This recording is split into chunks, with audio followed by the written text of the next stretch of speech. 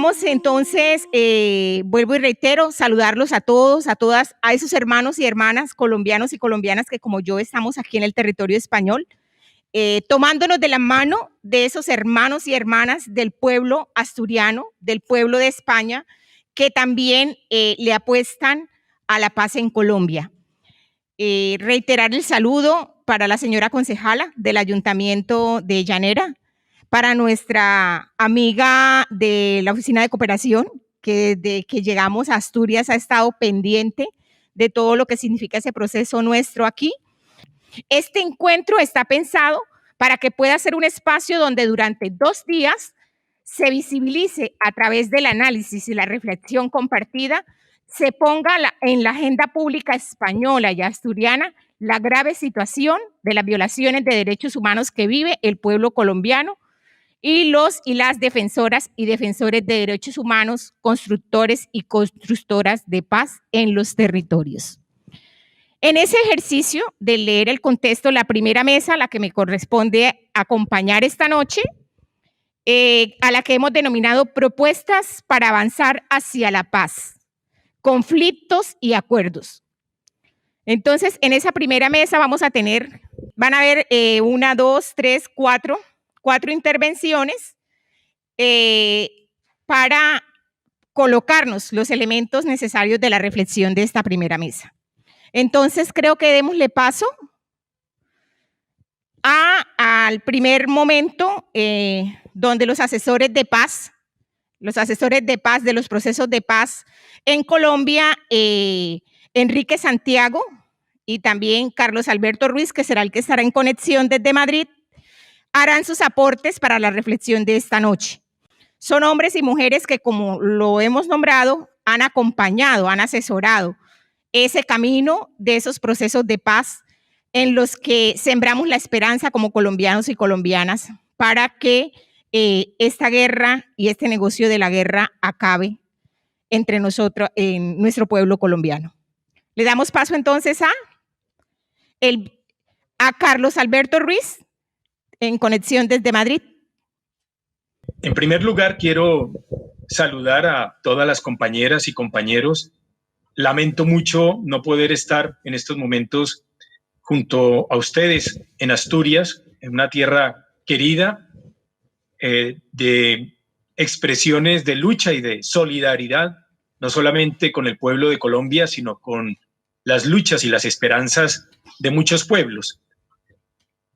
Quiero, aunque más adelante lo podrán ver en el vídeo de saludo de la delegación de diálogos del Ejército de Liberación Nacional que ha enviado al encuentro, pero reiterarles el saludo que envían. Yo acabo de llegar de La Habana y, bueno, me corresponde intentar ofrecer unos aportes, unos elementos de lectura, de comprensión que nos sirvan para no solamente ver el momento de profunda crisis en la que estamos, sino algunas posibilidades de acción. Evidentemente, como ya los compañeros, la compañera lo acaban de señalar, la idea es hacer un análisis en muy poco tiempo de lo que ha sido el proceso de paz en Colombia. Yo voy a intentar resumir, muchas consideraciones tendría para compartir, por supuesto. Lo primero es entender que un proceso de paz simple es una ecuación compleja resultante de una serie de factores o donde se conjugan una serie de variables. Hablo de un proceso de paz. Puedo hablar también de un proceso de pacificación. Esto por cuanto las palabras son muy importantes a la hora de poder designar realidades que tocan con las condiciones de vida-muerte de miles, de millones de personas, porque me refiero no solamente a la violencia política, sino a las condiciones estructurales y estructuradas de marginación, de pobreza y de menoscabo diario, cotidiano, a la vida de colombianas y de colombianos pobres, empobrecidos, excluidos de los bienes comunes y de lo que una tierra tan generosa como la de Colombia produce y que, como ustedes bien lo saben mejor que yo, estamos ante realidades de hambre. No podemos llamarle de otra manera.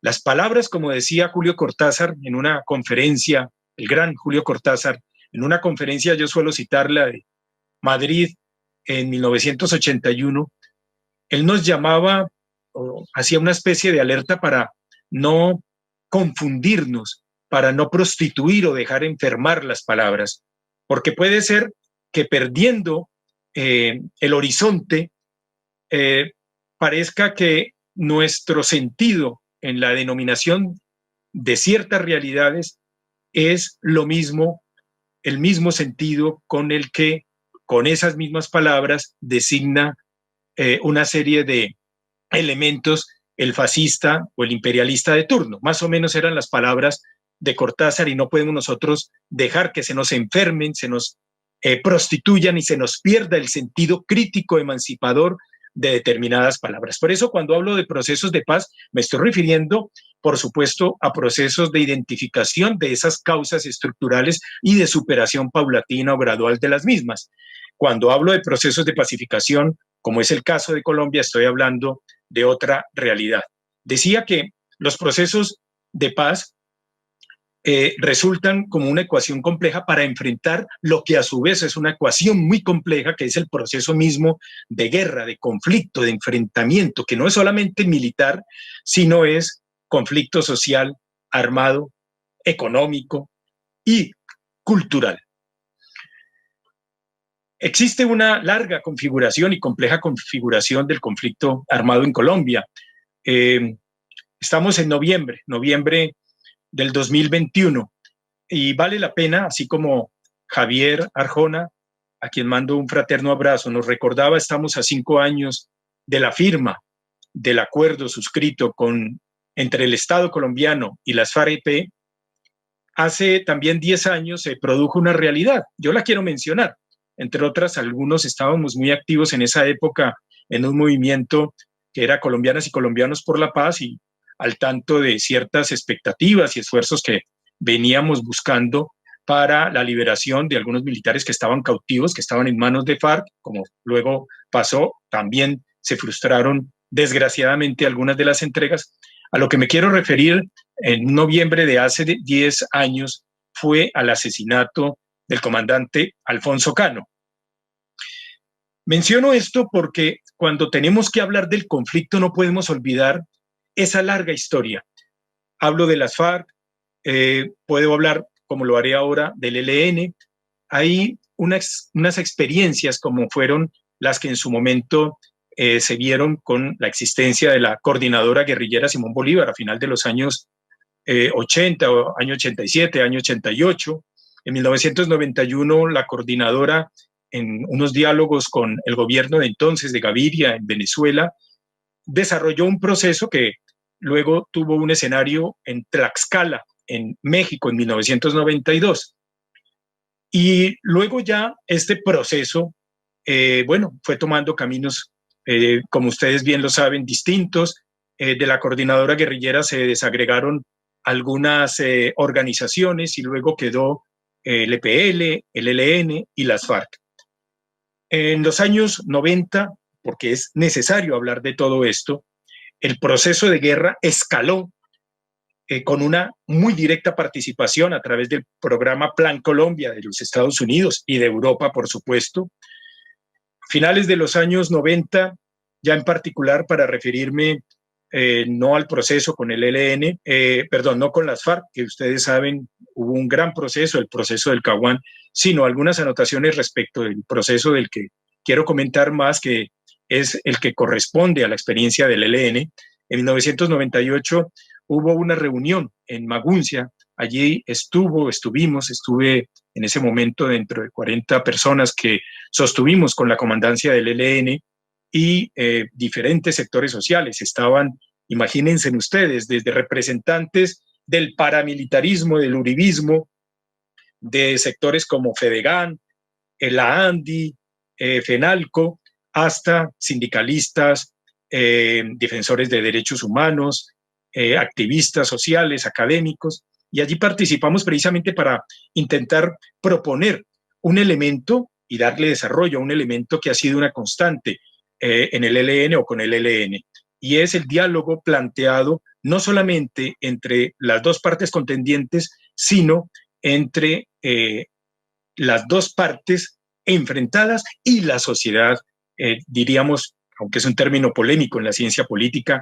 el término de sociedad civil, pero bien, en ese amplio abanico conglomerado de sectores sociales. Pues bien, esto se dio allí, y como les digo, no solamente con unos sectores afines a las propuestas de cambio, de transformación, sino con quienes se resistían a cualquier paso en pos de ese cambio básico, es decir, a los sectores más retrógrados, más reaccionarios de las élites colombianas, vinculadas muchas de ellas al paramilitarismo. Precisamente, como lo he señalado, como los procesos de paz son el resultado de realidades que también se corresponden con una serie de escenarios que podríamos llamar son la correlación de fuerzas. Cuando hablamos de correlación de fuerzas, no estamos hablando solamente de la correlación de fuerzas militar, que esto precisamente su lectura daría lugar a ver cómo son las posibilidades y las características que tendría un proceso de paz, sino que también me refiero a una correlación de fuerzas de orden político. Y hay también una muy importante correlación de fuerzas, que es la correlación de fuerzas ética, porque puede ser que una insurgencia esté en desventajas políticas, militares, pero éticamente pueda salir airosa en el sentido de que pueda dar la cara, que pueda enfrentar una serie de explicaciones, de justificaciones y de dialécticas. Pues bien, en esa correlación de fuerzas es importante también tener en cuenta cómo, por ejemplo, y esto tiene mucho que ver con la mención que he hecho al comienzo de Julio Cortázar, los derechos humanos, por ejemplo, han sido desplazados como eje crítico hacia el campo del establecimiento.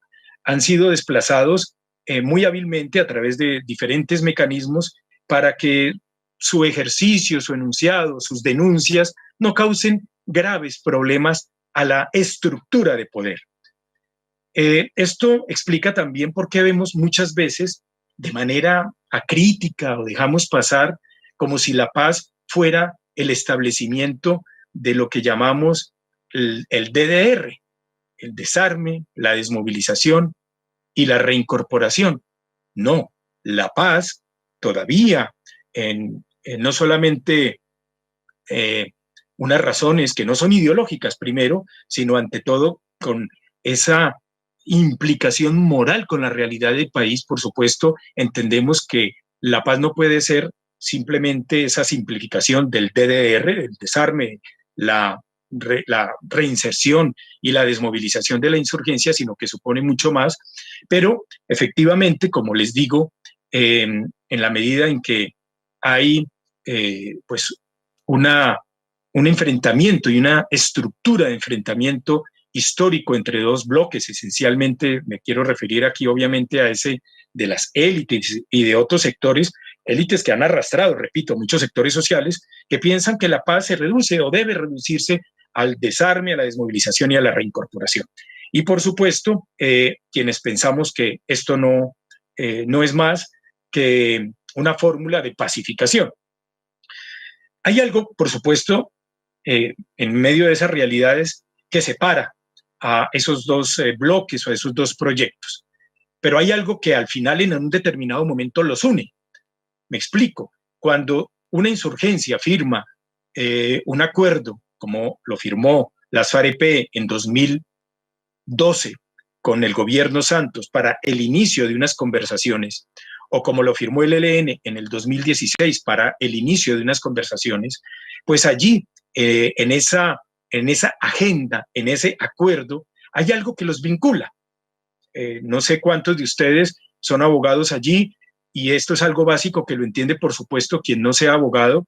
A todos nos afecta lo civil, mercantil, etcétera, en muchas esferas, familiar, etcétera, lo que sería el espíritu de un contrato. Pues bien, cuando se firma una agenda, como en ese caso se hizo en 2012 con las FARC o en 2016 con el ELN en Caracas, se firmó un contrato, algo que era vinculante para las partes.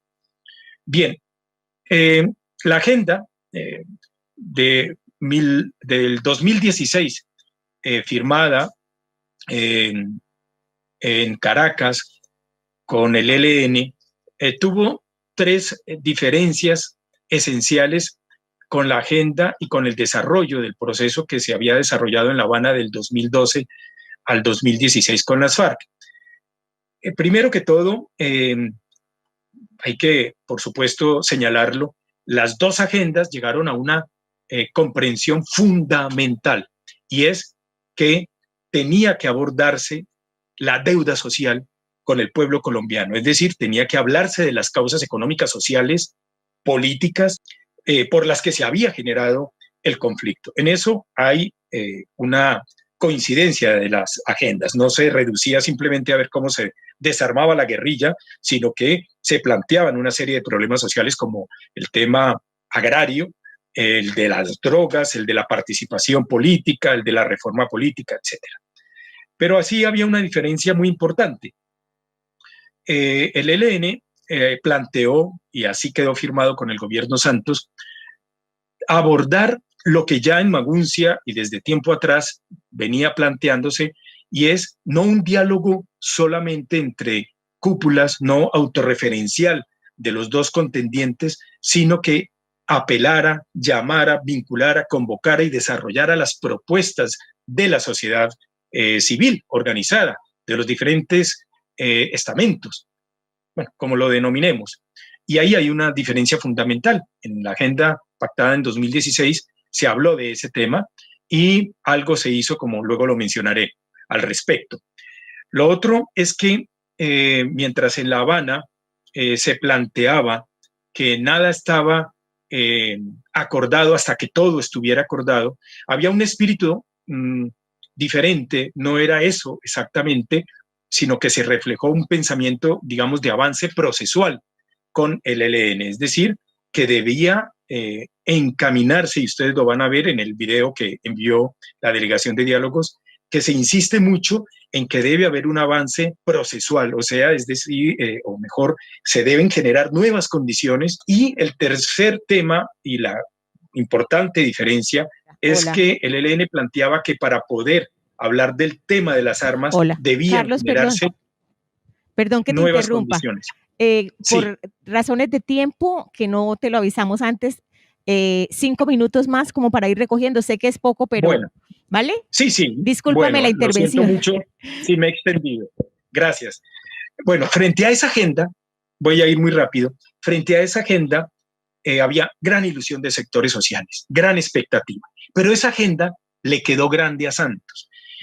Pero no solo a Santos, esa agenda de cambios sociales, como ya comenzó a reflejarlo con relación a las FARC, le quedó grande al régimen, al establecimiento, a las élites. No estaban dispuestas a tamañas consideraciones y compromisos, digamos que de antemano sabían que ese vestido les quedaba grande. Lo que aspiraban era de ese vestido, por decirlo con algún símil, hacer trizas y dar pañuelos para que todos pudiéramos llorar los incumplimientos, secarnos las lágrimas por los incumplimientos. Es decir, el establecimiento apostó por una paz que yo hace unos 8 o 9 años en un documento llamé Paz antes de, y estando ya como asesor de FARC en 2013, 2012, 2013, el riesgo de una paz McDonald's, tomando el concepto de Ritzer, de George Ritzer, un sociólogo norteamericano que habla de la McDonaldización de la sociedad. Pues bien, el Estado colombiano le apostaba por una McDonaldización de la paz, una paz barata, una paz que no les costara, una paz que engordaba nuestras ilusiones, pero que a la hora de la verdad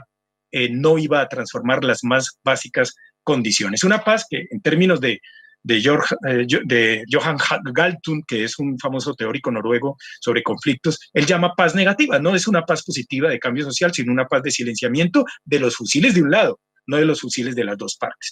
Bueno, esto generó, por supuesto, frente a ante esa situación, y es lo que nosotros hoy leemos de manera crítica, que no hubo un programa real de garantías. ¿Por qué? Porque el Estado colombiano no estaba interesado en cumplir. Entonces, por lo tanto, lo que previó era un incumplimiento y no quedaron establecidos los mecanismos del cumplimiento de las garantías. El Estado colombiano evadió, el proceso se desarrolló el del ELN con el gobierno Santos, con obviamente algunas premisas, hubo desarrollos, hubo compromisos, algo comenzó a hablarse de la participación de la sociedad civil, también se llegó a un acuerdo de cese bilateral al fuego de 101 días, finales del 2017, comienzos del 2018, pero llega este señor Duque y patea la mesa, la abandona y evidentemente eso corresponde a una estrategia mucho más compleja en la que estando ya la mesa no en Quito sino en La Habana, se sirve de esa crisis para presionar a Cuba y presionar a Venezuela, esto obviamente dentro del guión que le marcaba Washington a sus servidores en Bogotá. Y, por supuesto, desconoce los esfuerzos de una serie de países que estaban como garantes, comenzando por Cuba, que lo ha dado mucho por la paz de Colombia, de gobiernos como el de Noruega, el del Reino de Noruega, y también los oficios y las peticiones, como el año pasado, en plena pandemia, lo hizo Naciones Unidas y el Papa Francisco, pidiendo un cese al fuego de las dos partes. Evidentemente el cese al fuego se desarrolló de manera unilateral por el ELN en abril del año 2020, pero el Estado colombiano no aceptó, al contrario, planeó operaciones, entre ellas un bombardeo en la que murió uno de los delegados de paz del ELN que se encontraba en Colombia, y siguió burlando el protocolo, que es un documento de derecho internacional, y ha seguido desarrollando sus prácticas de perfidia. ¿Qué hay nuevo? Bueno, hay nuevo lo que ustedes pueden observar tanto en la posición del gobierno de Duque como en el ELN, que parece que todo esto apunta a un escalamiento. Ojalá no se lleve a cabo. Duque aspiraba a una claudicación del ELN para negociar, o sea, algo absolutamente irreal, algo absurdo, porque uno no pide a una parte que claudique, que se rinda para luego negociar. No tiene sentido. Bueno, esto es un insulto a la inteligencia. En estos momentos hay, en todo caso, algunas luces y lo importante es seguir trabajando frente a esa realidad de conflicto, de violencia, de degradación.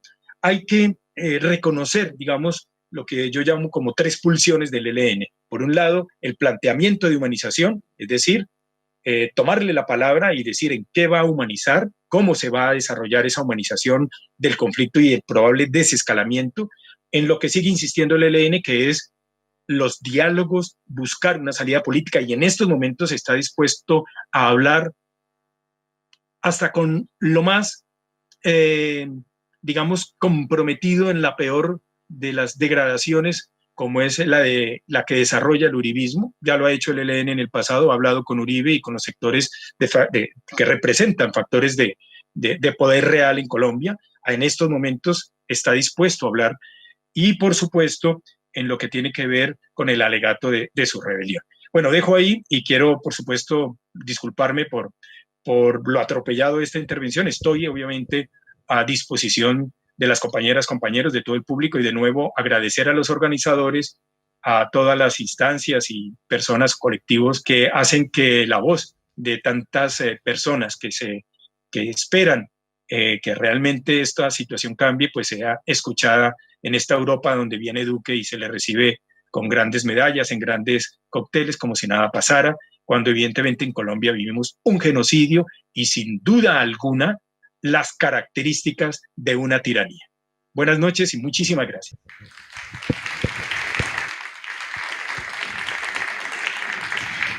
Carlos, muchas gracias a ti. Y bueno, como estás ahí en conexión y dispuesto, te reiteramos la invitación a que sigas enlazado para que al final pues conversemos entre todos y contigo y esas luces que nos acabas de brindar. ¿Vale? Muchas gracias, compañero. Bien. Estaré atento, gracias. A ti. Vamos a darle entonces paso a la intervención de Enrique Santiago, también asesor, uno de los asesores que nos acompaña esta noche en estas disertaciones dentro de los procesos de paz en Colombia. Un cordial saludo a este importante evento para formular propuestas para mejorar y garantizar la implementación del acuerdo de paz. El acuerdo de paz, sin duda alguna, en Colombia lleva una implementación muy retrasada. De hecho, es la posición incluso de organismos del Estado como la Contraloría, que acaba de emitir un informe diciendo que a este ritmo de implementación serían necesarios 26 años más de implementación para un acuerdo que está previsto ser implementado en 12 años desde su firma. Y quiero situar el problema que ha significado en el contexto actual de implementación del acuerdo de paz deficiente el cierre del examen preliminar sobre Colombia por la Fiscalía de la Corte Penal Internacional, porque no cabe duda que hay muchos espacios de impunidad en Colombia que no pueden ser corregidos simplemente por la intervención de la Jurisdicción Especial para la Paz, y me refiero a impunidad provocada por grupos paramilitares y por terceros. Recordemos que la Jurisdicción Especial para la Paz a fecha de hoy solo está investigando eficazmente a las actuaciones de los ex guerrilleros y de miembros de las fuerzas militares en lo que respecta a los falsos positivos, pero sin embargo es una obligación de la Jurisdicción Especial para la Paz investigar todo lo relacionado con la intervención de terceros en el conflicto armado interno, financiación, relaciones con los paramilitares, y estas investigaciones van muy retrasadas. Igualmente es un problema que todavía la JEP no haya podido investigar las 15.000 compulsas de copias que remitió la Fiscalía de la Nación, es decir, casos abiertos por la Fiscalía de la Nación que abordaban responsabilidades de terceros y de paramilitares que no han sido ni llevadas a procedimiento penal, a juicio por la Fiscalía, ni están pudiendo ser investigadas por la Jurisdicción Especial para la Paz. Y además recordemos también todo lo relacionado con el paro nacional, con los miles de víctimas causados, cientos de fallecidos, provocados en la inmensa mayoría de los casos por una actuación que está quedando en la impunidad por parte del ESMAD y que no están siendo correctamente investigados. La unidad especial de la Fiscalía que se creó en el acuerdo de paz para prevenir los crímenes contra el acuerdo de paz no está pudiendo más que investigar los crímenes de los excombatientes uno a uno, es decir, no se está abordando una investigación global sobre posibles organizaciones criminales ni sobre los determinadores de estos crímenes. Por lo tanto, aunque los resultados caso a caso en algunos casos están consiguiendo un resultado, sin embargo no se está abordando una investigación global para prevenir los crímenes contra el proceso de paz. Quiero además señalar la importancia que tiene en estos momentos, cuando va a expirar el mandato de la fiscal especial, que se acompañe el nombramiento de la persona que vaya a hacerse cargo de esta unidad especial con una veeduría internacional. Igualmente, todo lo referido en el acuerdo para sobre Comisión Nacional de Garantías de Seguridad en los territorios no está funcionando. La Comisión Nacional apenas está funcionando en este momento y en la práctica no se están tomando medidas para garantizar la seguridad en los territorios, la erradicación de la violencia, y es necesario reforzar ese componente porque es la esencia del acuerdo de paz, garantizar la pacificación de los territorios y la erradicación de la violencia como forma de intervenir en la vida política e institucional. Esta situación está provocando situaciones de persecución, pero sin embargo nos encontramos con que los colombianos y las colombianas que salen del país a buscar protección se encuentran con que por la mera firma del acuerdo de paz no se examinan sus solicitudes de asilo en profundidad en terceros países, ¿no? Y esto requiere ser, en la medida que no simplemente el acuerdo de paz, requiere ser revisado. En la medida que no se cumpla el acuerdo de paz, todo lo que tiene que ver con garantías de seguridad y desactivación de las organizaciones criminales y de los grupos paramilitares, los colombianos y las colombianas que busquen asilo deberían ser acreedores de esta protección. Finalmente, hace falta abordar lo relativo a las curules de paz, que finalmente y por decisión de la justicia colombiana van por fin a elegirse, a pesar de los intentos del actual gobierno colombiano de que no se eligieran estos 16 curules de paz. Será en las elecciones a Cámara y Senado del próximo marzo del año que viene, y es necesario un acompañamiento internacional, una veeduría electoral para que esos 16 curules de paz puedan elegirse con las debidas garantías. Concluyo haciendo una advertencia sobre el inmenso retraso en la implementación del acuerdo sobre cuestiones sobre reforma rural. Los 3 millones de hectáreas que el Fondo de Tierras tenía que adjudicar a campesinos privados de sus tierras, despojados de sus tierras por el conflicto, no se han erradicado, apenas se han entregado en 52 meses, no llega al 8% de lo previsto. Esto es unas 4.500 hectáreas por mes. A este ritmo, esos 12 años previstos en el acuerdo de paz para la implementación, en esos 12 años solo se distribuirían 600.000 hectáreas de esos 3 millones, es decir, no se llegaría ni a un 22% de lo pactado, ¿no? Y además estas tierras distribuidas, que han sido mínimas con respecto al Fondo de Tierras, ni siquiera la extensión adjudicada no llega de media a las 2,5 hectáreas, que es inferior a las unidades agrícolas familiares necesarias en cada uno de los municipios.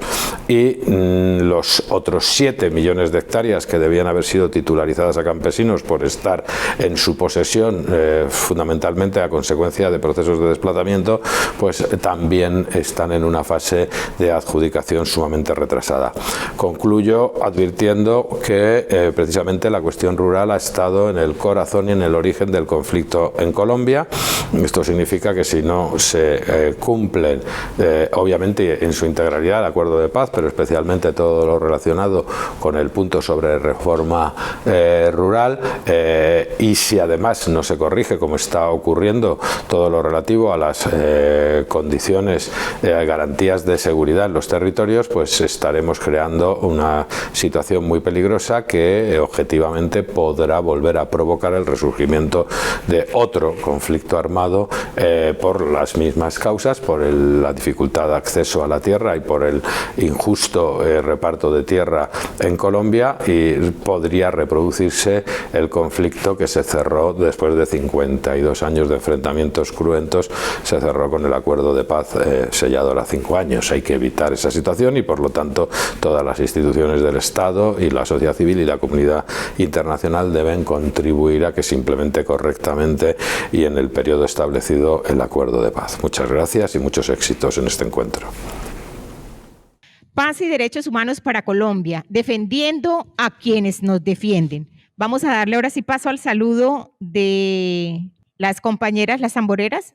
Un saludo para el evento de Paz y Derechos Humanos para Colombia, defendiendo a quienes nos defienden. Desde las cantoras Esperanza y Paz de Tumaco, Nariño, les deseamos éxito en su jornada de reflexión sobre la situación de nuestra Colombia. Esperamos que nos sigan acompañando y los esperamos pronto en nuestro territorio. Mil gracias y un fuerte abrazo desde Tumaco, Nariño. ¡Gracias! Creo que mejor oxígeno en este momento con todas las intervenciones. Este saludo especial de estas mujeres nos llena. Vamos entonces seguidamente a darle paso a el video que la intervención de Aureliano Carbonell, el delegado del ELN desde La Habana, que envía a este espacio para la reflexión sobre los procesos de paz.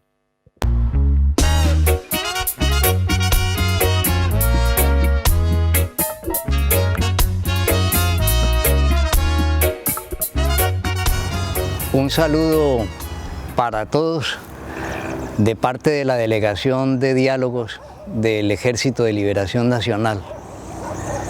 Lo primero a decirles es que el ELN sigue firmemente comprometido en la lucha por los diálogos, por la búsqueda de la paz y por los cambios en Colombia.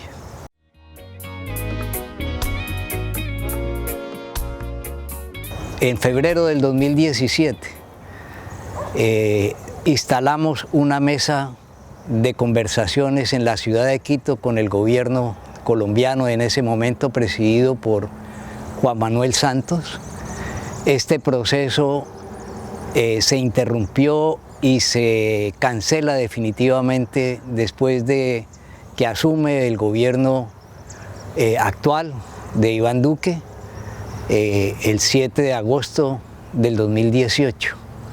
En el proceso que iniciamos en Quito, teníamos una agenda, un diseño de cómo se desarrollarían los diálogos. Se hizo un acuerdo de cese bilateral al fuego de 100 días y hubo una primera expresión de organizaciones de la sociedad planteando de qué manera consideraban ellos debía participar la sociedad en un proceso de conversaciones y de solución política. Hasta el día de hoy el proceso está cancelado, ha sido acabado, ha sido destruido por este gobierno. Con las FARC, en el 2016, hace 5 años, se firmó un acuerdo de paz. De ese acuerdo de paz, 5 años después, no se ha cumplido en sus aspectos esenciales. No hay ningún adelanto en relación a las reformas que se pactaron. El acuerdo ha quedado reducido a la reinserción y aún en el aspecto de la reinserción hay serias dificultades y serios problemas. 5 años después de la firma del acuerdo, la situación social del país es más crítica, pero también la situación de violencia desde los de arriba, desde las clases dominantes, desde el Estado, es supremamente crítica. Les voy a dar unos datos que les indican a ustedes la realidad que se está dando. Después de la firma del acuerdo de paz, han sido asesinados 1.258 líderes sociales hasta este 25 de octubre, hace 10 días. Van aproximadamente 300 firmantes de la paz asesinados. Para ser más exactos, 290 a la fecha del 25 de octubre. Y en el tratamiento de la movilización, de la protesta social, de la expresión de la ciudadanía, hay unos datos aterradores de lo que ha pasado, en lo que se ha llamado la gran movilización social, el estallido social que hubo en Colombia a partir del 28 de abril y que se extendió durante los meses de mayo y junio. Se presentaron 87 asesinatos de manifestantes, en su gran mayoría a manos de la fuerza pública, que salió con armas de fuego a disparar, tal como está constatado en centenares de videos que circularon en ese momento, y también a manos del paramilitarismo urbano, lo cual también está constatado en decenas de videos que circularon en ese momento. El año anterior, en una protesta que se da por el asesinato de un abogado a manos de la policía, en los días 10 y 11 de septiembre, son asesinados en esas manifestaciones 13 manifestantes, 10 en Bogotá y 3 en Soacha. La situación después de 5 años es que el país sigue igual o peor en cuanto a sus características sociales y la situación de violencia, como les digo, sigue mucho más crítica.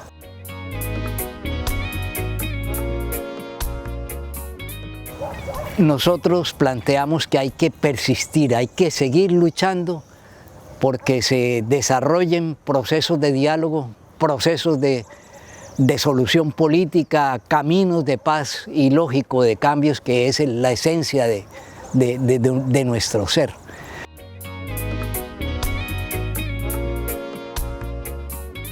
Hay que construir un nuevo modelo de negociación de paz, de solución política. En ese nuevo modelo en el que ha de participar la sociedad, en el que ha de participar las distintas fuerzas populares, las distintas fuerzas de izquierda revolucionarias, el ELN aporta unos elementos. Les digo brevemente, uno, la participación de la sociedad en un proceso. Ese es un elemento vital. Es el primer punto de la agenda que acordamos cuando se inició el proceso con el ELN. Dos, la bilateralidad del proceso. Tres, la simultaneidad en el cumplimiento de los acuerdos. Cuatro, acuerdo que se logra, acuerdo que se ejecuta. Como les digo, en la construcción de este nuevo modelo, el ELN da estos aportes, pero es la sociedad, es el movimiento social quien tiene que participar activamente en esa construcción, de tal manera que los resultados en próximos procesos sean más promisorios de los que hemos tenido hasta ahora. Muchas gracias, éxitos en el evento que están desarrollando.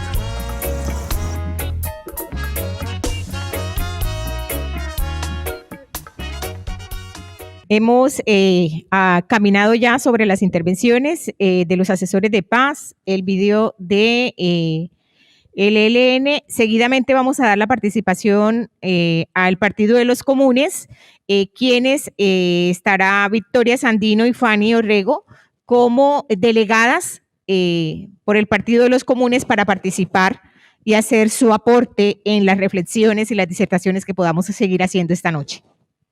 Envío un saludo especial al equipo Sol de Paz Pachacuti, que ha tenido a bien hacer este encuentro, me parece a mí muy importante en el sentido de que siguen apostando a la paz de Colombia, de que la comunidad internacional está haciendo un reconocimiento a este esfuerzo que la gran mayoría de la población colombiana apostamos de manera decidida por la paz que nos permita alcanzar una justicia social, un país distinto.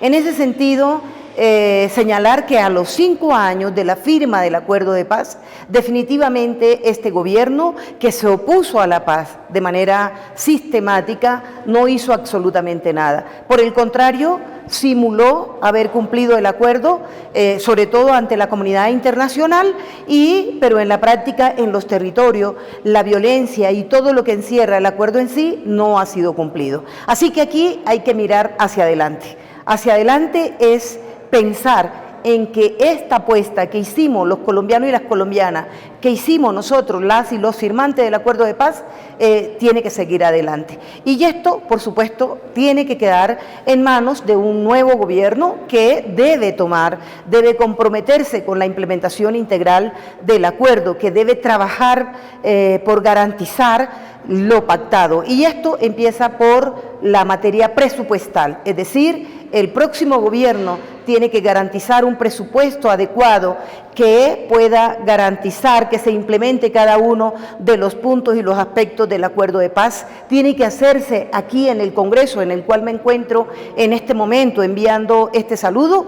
Este Congreso o el nuevo Congreso debe crear las leyes que garanticen asimismo también la implementación de este acuerdo de paz, que requiere todavía leyes como la reforma rural integral de manera estructural, que requiere la reforma política que permita la participación efectiva de la mayoría de la sociedad que ha estado ausente de estos escenarios, repito, legislativo en el cual me encuentro en este momento, donde soy senadora, por supuesto, producto del acuerdo de paz. Así que nuestra apuesta, por supuesto, es invitar a la comunidad internacional a que siga acompañándonos, que siga haciendo el seguimiento, que siga conminando al gobierno nacional, al gobierno colombiano, cualquiera que este sea, para que cumpla los pactos y para que busquemos lo que le hemos llamado la paz completa. Eso implica involucrar en este proceso a todos los actores armados que hoy en nuestro país siguen actuando, incluso las guerrillas que no han logrado un acuerdo aún en este momento y que se pueda concretar, se pueda materializar un acuerdo definitivo. Así que muchos éxitos en este intercambio a ustedes y muchas gracias por preocuparse por la situación de nuestro país, que sigue siendo muy compleja, pero que estamos en una apuesta definitiva por la paz de Colombia. Quiero saludar de manera fraterna y agradecer la invitación a todas las personas que hicieron posible la realización de este importante evento, en especial a los compañeros y compañeras de Sol de Paz Pachacuti, de la Asamblea Moza de Asturias y el colectivo de refugio Luciano Romero. Conocemos de su compromiso por la defensa de los derechos humanos en nuestro país. Asimismo, quiero extender nuestro afectuoso saludo a todas las compañeras y compañeros colombianos que nos acompañan en estas mesas. Es grato poder compartir opiniones junto a grandes líderes y lideresas colombianas que trabajan diariamente por la construcción de una Colombia más justa sobre las bases de la paz con justicia social. Mi nombre es Fancy María Orrego Medina. Durante décadas fui conocida al interior de las FAREP como Erika Montero. Hoy, como firmante del acuerdo especial suscrito por las FARC y el Estado colombiano, me he unido a la voluntad de miles de compañeras y compañeros que, como yo, trabajamos diaria y arduamente por la construcción de la paz. Nuestro partido Comunes hoy suma la voluntad de miles de hombres y mujeres que hombro a hombro le hemos demostrado al Estado colombiano lo que nuestra colectividad es capaz de hacer en pro de la paz territorial.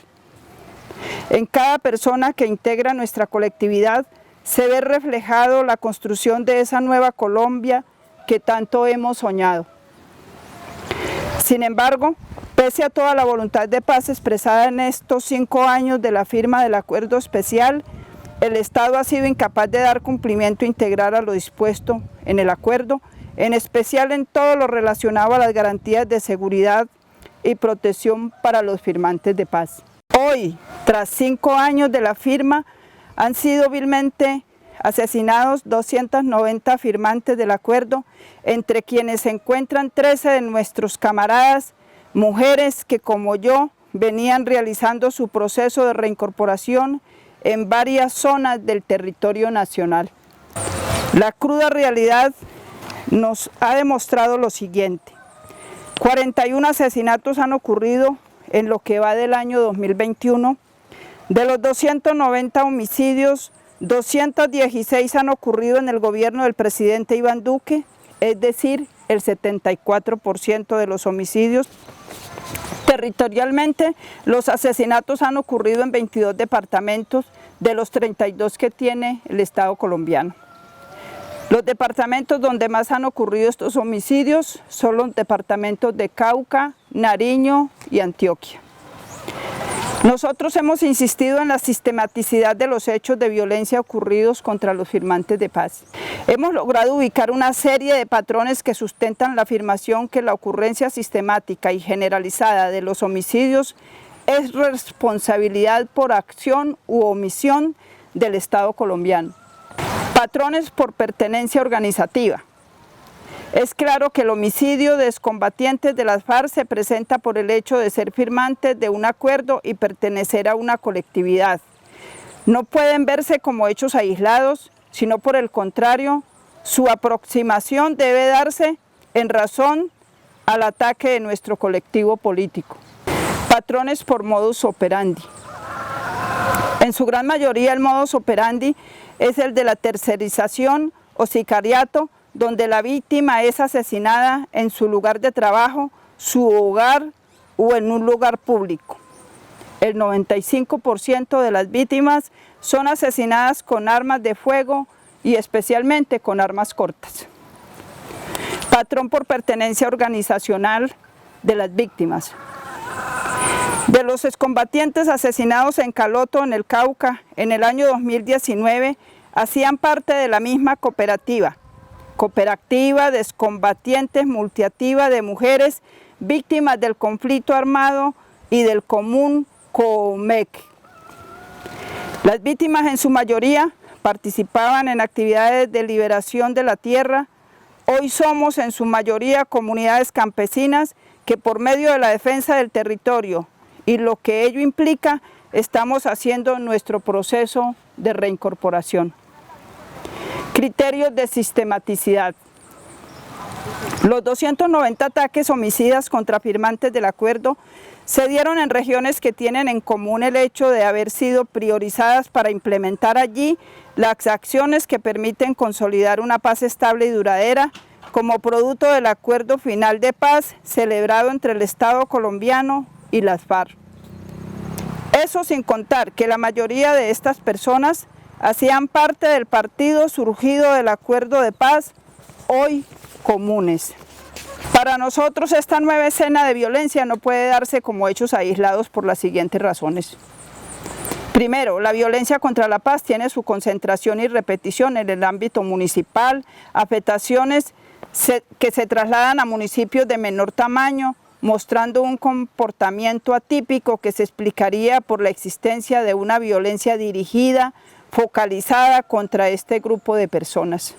Los municipios donde más hubo asesinatos hacen parte de los 170 priorizados por el Gobierno Nacional a través del decreto número 839 de 2017 como beneficiarios de los denominados PEDEC, Planes de Desarrollo con Enfoque Territorial.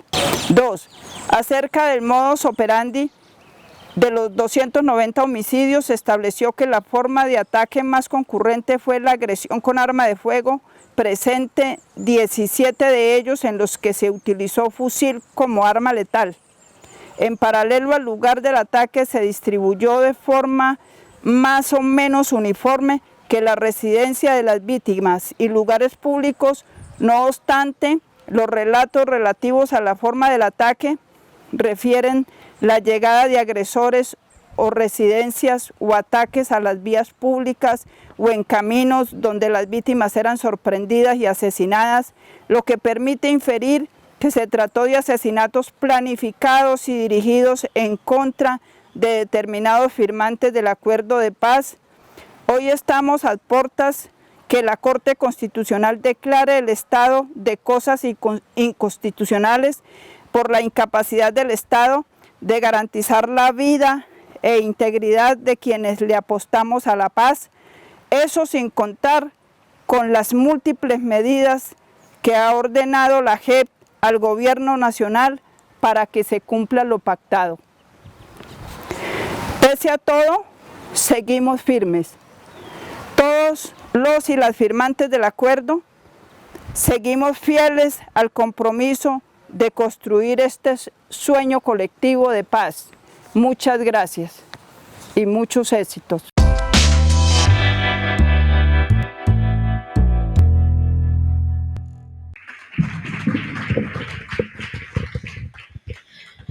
Bien, para cerrar ya esta parte vamos a darle paso al video en la participación de Gloria Inés Ramírez por la Federación Democrática Internacional de Mujeres en su aporte a lo que ha sido el seguimiento a los acuerdos de paz en Colombia.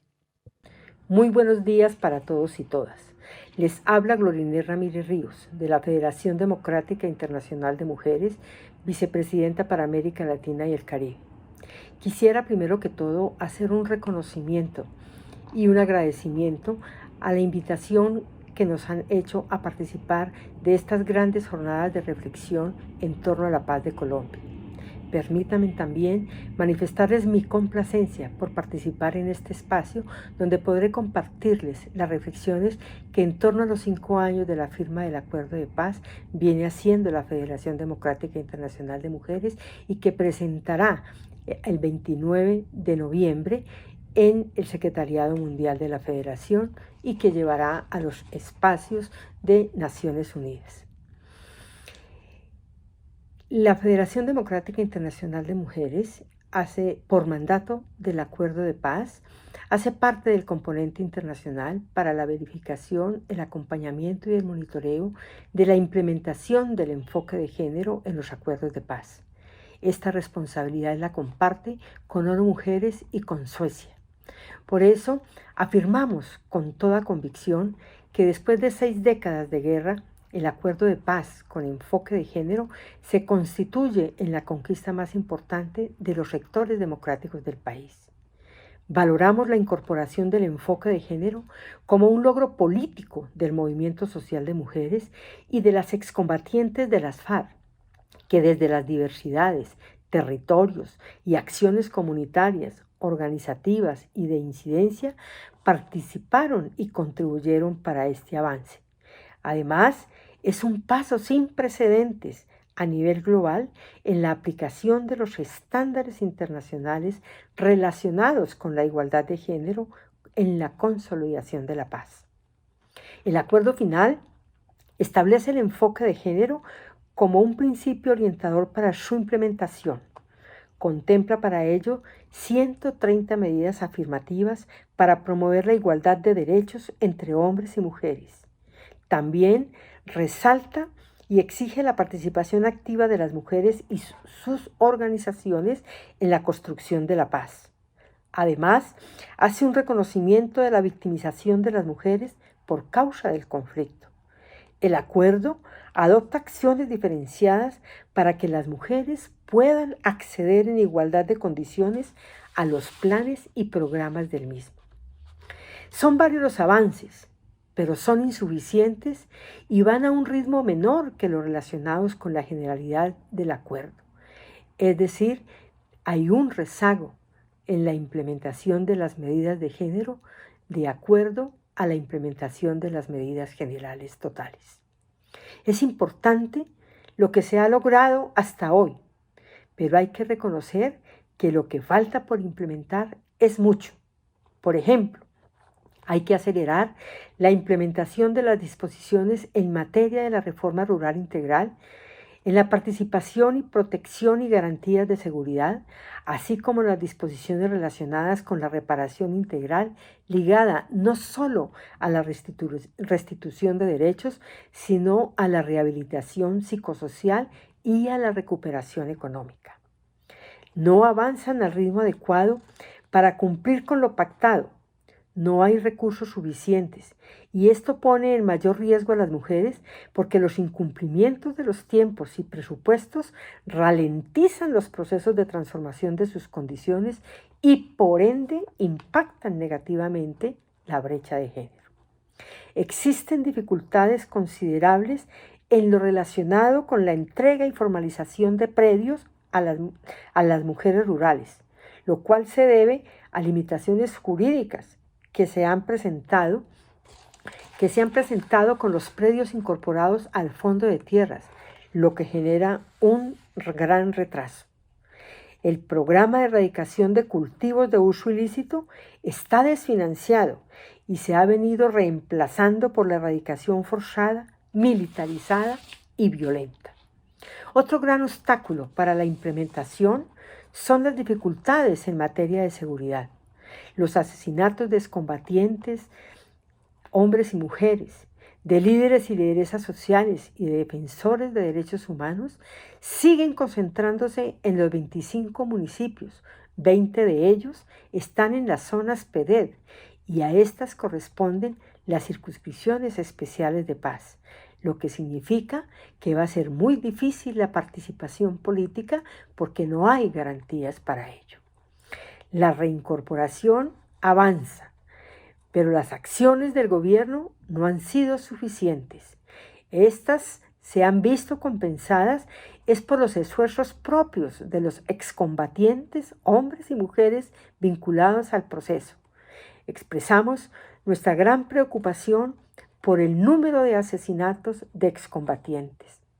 Es insoportable que en medio de la implementación se maten a líderes y lideresas y excombatientes. Las cifras son contundentes. 292 exguerrilleros, firmantes de la paz asesinados. Más de 1000 líderes y lideresas y defensoras de derechos humanos asesinadas. En lo que va corrido de este año, llevamos 76 masacres que se acumulan a las más de 88 del año anterior. Esto es una gran tragedia. Por eso hay que proteger la vida. La paz se ensombrece ante la gravedad de la crisis de violencia que se registra en el país. La paz y la democracia corren peligro. La persistencia de la violencia ha seguido generando desplazamientos y confinamientos masivos, especialmente en los departamentos de Antioquia, Bolívar, el Cauca, el Chocó, Córdoba y Nariño.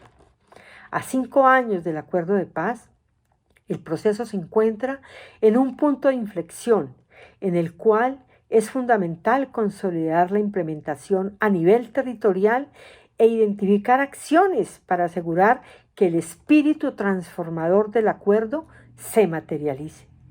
La paz de Colombia necesita y requiere de voluntad política y de transformaciones sociales. Por eso, las mujeres no pararemos hasta que Colombia sea un país en democracia y en paz. Hoy, este es el gran reto. Contamos con todos ustedes. Muchísimas gracias. Hemos terminado con el material que tenemos para esta tarde, para esta noche, para la reflexión. Este encuentro está pensado para que pueda ser un espacio donde visibilicemos a través del análisis y la reflexión compartida y se ponga en la agenda pública española y asturiana la situación que vive el pueblo colombiano y particularmente lo que está sucediendo con los líderes, lideresas, defensores y defensoras. Con ese espíritu de este ejercicio los invito y las invito entonces a que hagamos esos aportes, esas reflexiones, esos análisis alimentados un poco con esas intervenciones que nos han compartido hombres y mujeres que llevan en sus venas el sueño de la paz en Colombia. Entonces, aquí hay un micrófono abierto para quienes queramos compartir de esas notas que tomamos, de la presentación de los videos, análisis y reflexiones para compartirlas esta noche e irle dando cuerpo y alimentando lo que va a ser el trabajo de mañana, en la tarde. He estado escuchando atentamente todas y cada una de las intervenciones. Entonces, si hubiera posibilidad en estos pocos minutos de una conversación, pues estoy a disposición. Carlos Alberto, espero que nos estés escuchando. Javier, buenas noches. Un fuerte abrazo. Buenas noches. Agradeciendo la presencia tuya de recién llegado de la isla, compartir una reflexión y una pregunta. La reflexión es, al comienzo de tu intervención, diferenciabas la paz y la pacificación. Está claro que el gobierno actual optó por incumplir los acuerdos de paz y por aplicar medidas de pacificación. Hay una inquietud que hemos compartido en el colectivo y tiene que ver con lo que está pasando en la frontera con Venezuela, en donde el Ejército de Liberación Nacional y la Guardia Nacional de Venezuela han tenido enfrentamientos que la televisión colombiana ha mostrado y que en Europa han salido también en los medios, que hacen pensar que la paz de Colombia no es solo la paz de Colombia, que la paz de Colombia o la guerra de Colombia tiene una profunda implicación sobre la soberanía y la seguridad de los países del vecindario, en este caso sobre el hermano pueblo de Venezuela. Quería pedirte una primera reflexión en torno a este asunto de la internacionalización del conflicto colombiano. Lo segundo, en una isla del Caribe recientemente tropas del ejército colombiano asesinaron a un presidente constitucional de la República de Haití, marcando un hito muy peligroso que viene de nuevo a mostrar la internacionalización del conflicto. Dos valoraciones en torno a esto y una última, que es, sabemos que recientemente en un bombardeo el gobierno colombiano le quitó la vida a un comandante de las FARC, creo que en el Chocó, a un hombre importante en la estructura militar de esta guerrilla en el Chocó. Queríamos preguntar... Javier, ¿de las FARC? No, del ELN. Del ELN, perdón. Sí, del ELN. Sí. Quería preguntar si una vez rota la posibilidad de cese bilateral del fuego y sabiendo que hay bombardeos en el Catatumbo, en el Chocó, en el Putumayo en la frontera con Venezuela, en el Cauca. Quería preguntarte, por último, si el Ejército de Liberación Nacional ha considerado o ha tenido alguna respuesta del gobierno de Duque para que al menos haya un cese bilateral en este último periodo, ya que no hay la posibilidad de retomar la mesa en La Habana. Sobre eso, ¿qué hay? Y sobre el tema de la internacionalización del conflicto. Muchas gracias. Bueno, a ti, gracias, Javier. Respondo, si les parece, ahora mismo, y si hay otras preguntas, o espero que haya otras preguntas y voy anotando puntos, ustedes me indican qué hago. Hola, mejor Hola. un par de preguntas. Sí, vamos a hacer un par de preguntas, Carlos, y Bien. entonces ya en el público. Hola, mi nombre es Ricardo Méndez, soy líder de primera línea del estallido social. Llevo 15 años como activista en derechos humanos, como esa poca especie que ya queda de liderazgo de lo que queda del liderazgo social en Colombia. De cara a las elecciones, ¿qué opinas de esa arremetida que está teniendo el gobierno en contra de la juventud? Porque pues ahora mismo continúa ese hostigamiento y esa persecución, individualización y desaparición de los jóvenes del estallido social de cara a las elecciones. Bueno, voy a referirme primero a lo planteado por Javier sobre el primer punto, la denominada internacionalización del conflicto colombiano. Por supuesto, dada precisamente las características, la configuración del largo conflicto colombiano, este no es solamente un conflicto que se reduce a áreas estrictamente nacionales, sino que comprende, implica lo que se llaman fronteras porosas, no solamente con relación a Venezuela, sino en la Amazonía hacia Brasil, y esto de vieja data por la presencia histórica de FARC en algunas de estas franjas de la frontera y con Ecuador, sobre todo. Por supuesto, la zona más conflictiva ha sido la frontera con Venezuela. De hecho, leía yo ayer, creo, a un criminólogo venezolano de la universidad, un académico, un profesor venezolano, Antillano es su apellido, sobre la condición, él decía, binacional del ELN, que esta era una guerrilla que actuaba a ambos lados, etc. Hay algunos elementos interesantes. Por supuesto, esto está siendo estudiado por diferentes centros de pensamiento, por diferentes estados, por diferentes gobiernos y entidades internacionales para ver qué es lo que hay allí en esa larguísima frontera. Son, creo, 2.200 kilómetros. Pues efectivamente hay algunas franjas que tienen una notoria o constatable presencia del ELN. Hacías referencia, Javier, a cómo existen enfrentamientos con la Guardia o los cuerpos de seguridad venezolanos y, por supuesto, del lado colombiano una permanente confrontación. Bueno, pues es que lo que ha explicado, yo no soy un experto en estos temas y en estas consideraciones, pero es evidente, cualquiera que vaya allí puede comprender esa realidad geográfica que es zigzagueante, por decirlo de esa manera, y que implica, claro está, una presencia armada, una presencia social, política, porque también allí hay un cierto arraigo. Son, me imagino, guerrilleros que han nacido en la frontera, es decir, que tienen incluso familia de un lado y del otro. Y claro, hay una presencia en la frontera. De ahí a que sea una guerrilla binacional, creo que no están dadas las características básicas para poder concluir que sea así. Pero lo que sí tenemos que fijarnos en esa valoración del qué hacer, es que, por supuesto, lo que pudiéramos encaminar en un proceso constructivo de diálogos y de medidas, al menos, por lo menos, de contención o de humanización en la frontera, puede repercutir positivamente para una mayor nitidez del lado venezolano, de quiénes están y por qué razones allí. Con esto lo que quiero es simplemente señalar, porque no hay tiempo para incursionar en algo que es muy importante, y es en la comprobación de la naturaleza de los diferentes grupos u organizaciones armadas que se encuentran allí. Me explico.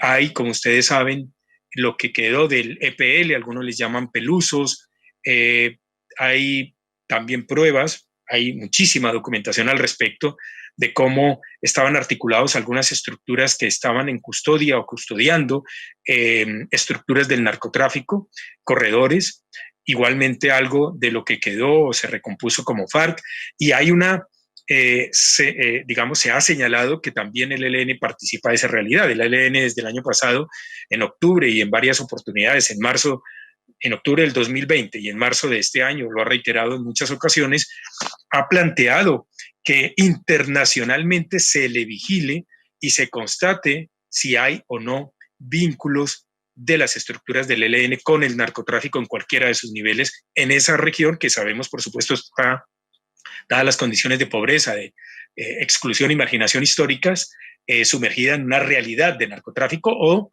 más atrás, de cultivos que precisamente, de cultivos ilícitos que alimentan toda esta cadena y esta realidad que es afrontada, sufrida y que implica a grandes colectivos, grandes masas y comunidades que tienen en el cultivo de la hoja de coca, bueno, su medio de subsistencia. Este es un problema estructural al que no se le dio respuesta, aunque sí en la literatura, por lo que quedó allí planteado en los compromisos del proceso de La Habana, pero que luego, desgraciadamente, el gobierno colombiano y Washington ha incumplido, señalando como primer remedio, que no es remedio, el tratamiento militar y la fumigación con glifosato y otras sustancias venenosas, y que por supuesto afectan la vida y el hábitat y todo el ecosistema y la relación de las comunidades en esos entornos. Hay una mención que hace Javier a lo del Chocó. Sí, en el Chocó se ha venido produciendo una intensificación, un escalamiento del conflicto desde hace ya mucho tiempo, no solamente por el enfrentamiento del ELN con las fuerzas militares, sino del ELN con las fuerzas militares y sus socios paramilitares en las diferentes áreas del Chocó, tanto en el Bajo Atrato, en el Alto Atrato, en San Juan. Bueno, hay muchísimas denuncias al respecto. Efectivamente, el año pasado, como ustedes recordarán, en octubre del año pasado, murió el comandante Uriel del Frente de Guerra Occidental. Este es un frente de guerra golpeado desde hace muchos años, porque su principal comandante fue detenido o tiroteado y desaparecido por el Estado colombiano, que no ha dado razón de su cuerpo. Y luego, aparte de la muerte de Uriel, como este año ustedes lo supieron, a finales de septiembre, en un bombardeo, la muerte del comandante Fabián y hace pocos días de otro mando importante allí. Es una realidad, hay una confrontación permanente no solamente con los militares, repito, sino con el paramilitarismo. Probablemente ustedes están inmersos ahora, bueno, en estas últimas horas se ha dado una noticia y no la conocen. Precisamente hace, pues nada, un par de horas recién llegado estaba yo en contacto con la delegación y con algunos diplomáticos porque estamos precisando qué pasó con una persona que estaba cautiva, que estaba en manos de la estructura del ELN, el exalcalde Tulio Mosquera, que el ELN había planteado que le iniciaba un juicio por corrupción y hace 2 años estaba privado de su libertad, estaba retenido y ha muerto.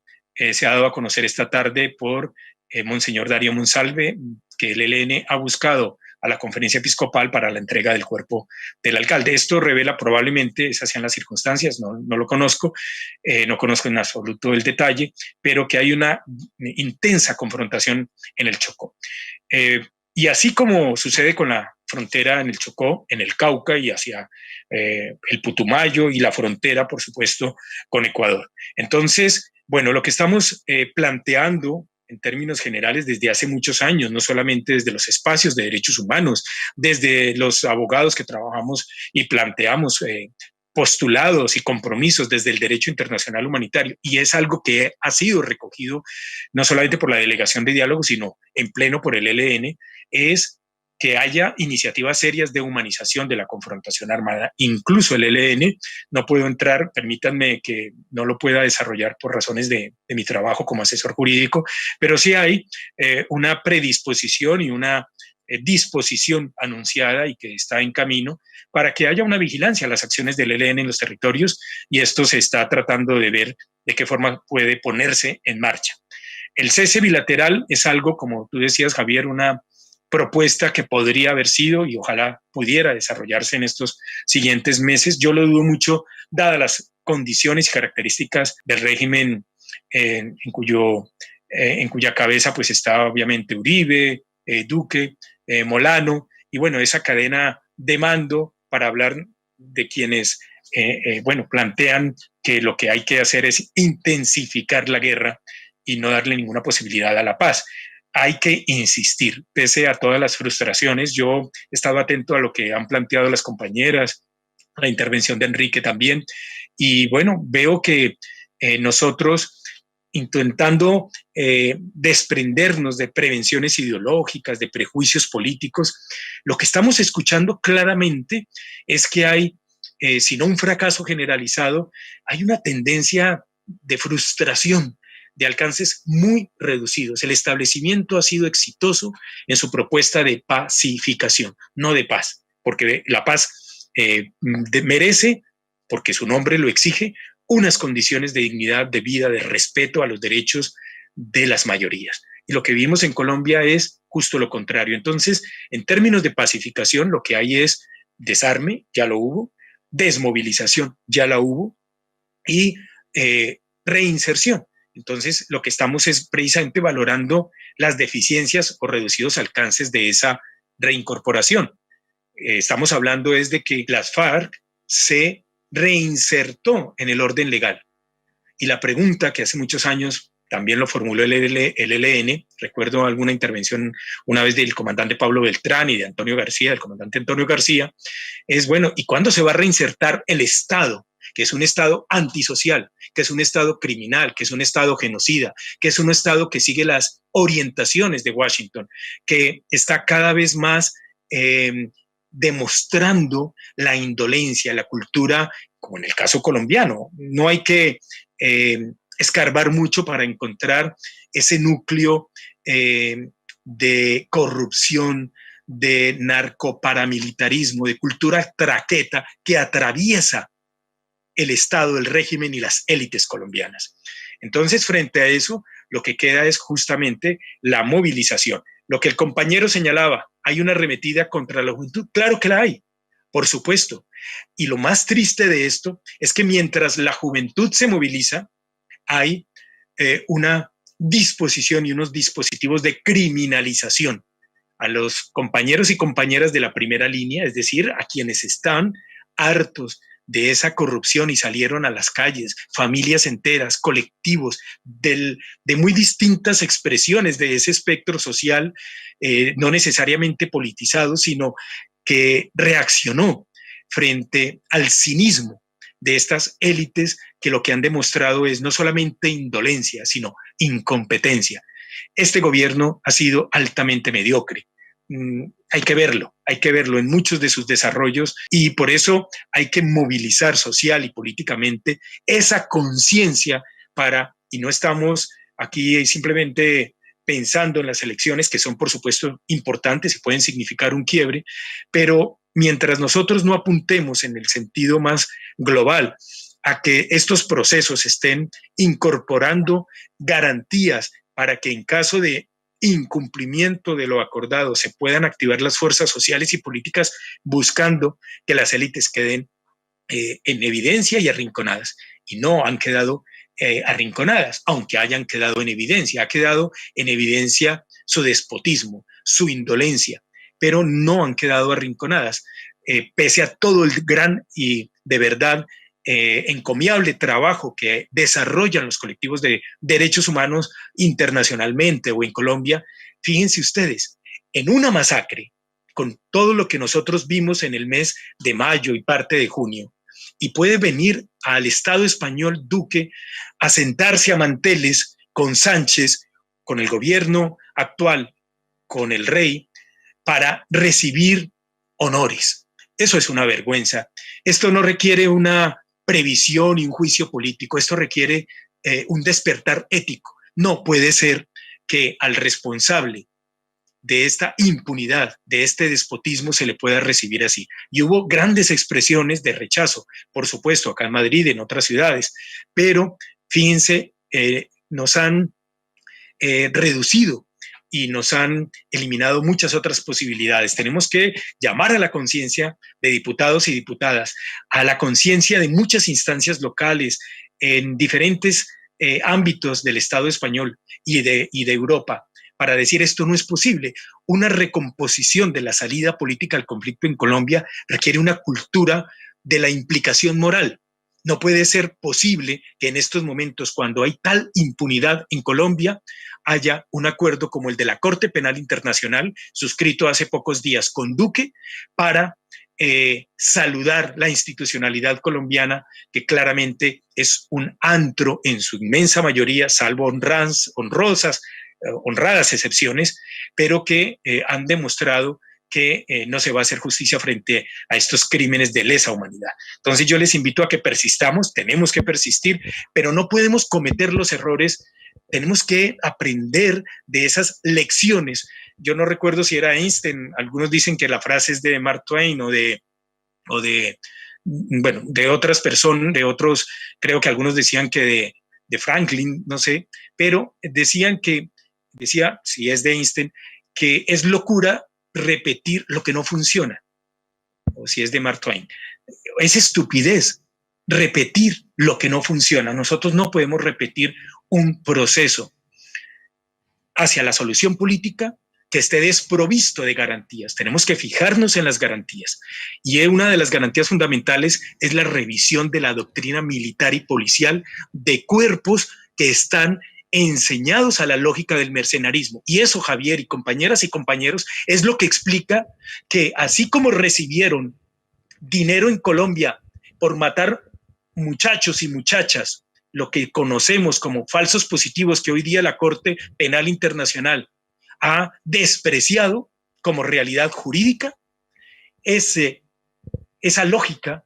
esa forma de pensar de la recompensa mercenaria es la que llevó a militares colombianos a atentar contra el presidente de Haití. No nos extrañe, es lo mismo, es cuánto me paga y a quién mato. Esa es la realidad dura y pura en la estructura ideológica de las fuerzas militares de Colombia, y eso tiene que cambiar si queremos que un proceso de paz pueda ponerse en marcha, porque de lo contrario, muchachos, muchachas, líderes campesinos, sociales, de todas las expresiones de lucha social, estarán expuestos a un conjunto de hombres que lo que piensan es que allí lo que hay son peligrosos,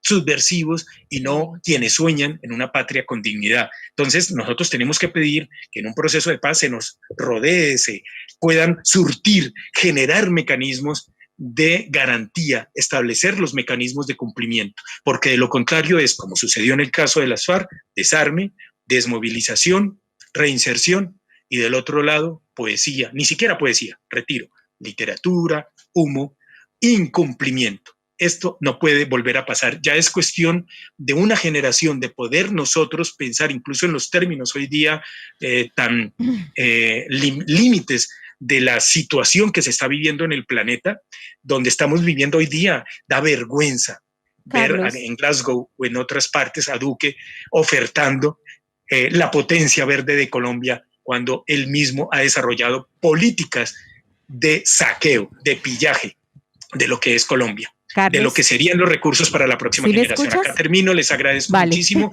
y perdonen por haberme extendido. Muy amables por todo. Agradecerte infinitamente esa disertación. Creo que también lo que acabo de decir si me atrevo a interpretar, de pronto habían 2 personas pidiendo la palabra, pero por razones de tiempo no lo vamos a poder hacer. Carlos, infinitamente agradecidos por ese aporte.